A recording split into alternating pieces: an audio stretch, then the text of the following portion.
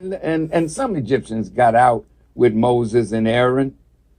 When it was the time of the wicked in the days of Noah, God gave Noah to preach to them for their wickedness to change. When there was no change, another force was brought to them, and that was the power of God, and it was death.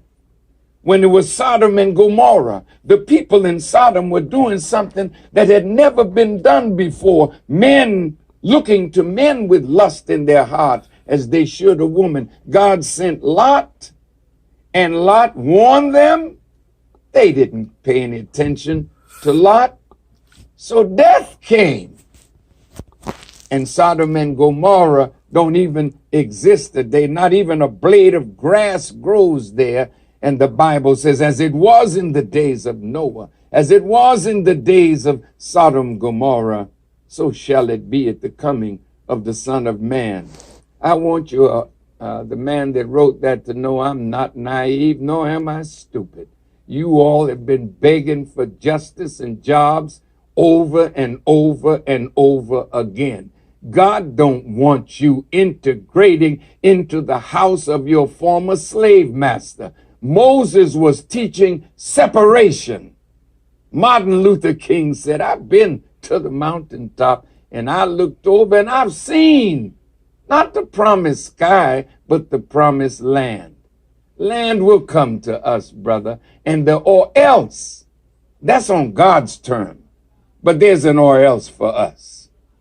Martin Luther King, the night before he was assassinated at Mason Temple in Memphis, as he went there to plead the case of the garbage workers, he said, we have to find a way to redistribute the pain. How did you want us to do that, Dr. King? He said at that time, we had a purchasing power of $30 billion. The 10th richest in the world. There were only 9 countries that had more power economically than the black community. It's about the same today, but today our purchasing power is 1.1 to 1.4 or 5 trillion dollars.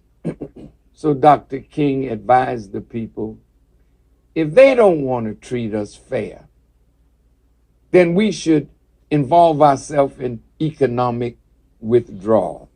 That's an or else that we can do.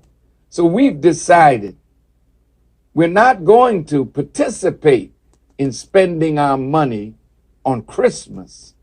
We intend to bring Jesus to the forefront and let the Caucasian that comes down from the North Pole take himself and his 8 reindeers and go on back, because we're not setting our little black boys and girls on your lap asking you for what we want. We're going to hold our dollars and put them in our pocket. So Black Friday will really be white because we're not showing up.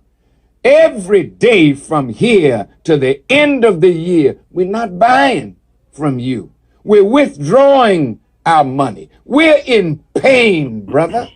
Our community is suffering, and we need to redistribute the pain that we are feeling and let it hurt.